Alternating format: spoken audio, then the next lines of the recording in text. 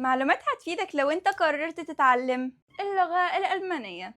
عندك حرف الشين في اللغة الألمانية بيتنطق في 4 مقاطع: التسيها ش، الستسيها ش، الاس بي شب، الاس تي شت شت شت.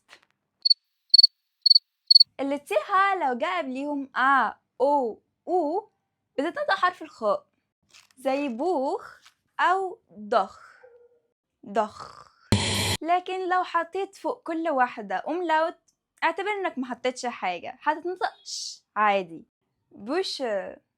نيجي لحروف الأملاوت الجميلة: الأ والأو والأو. حط للأ أملاوت تبقى إيه، اضحكوا انتوا بتعملوها إيه. وبالنسبة للأو أو أو.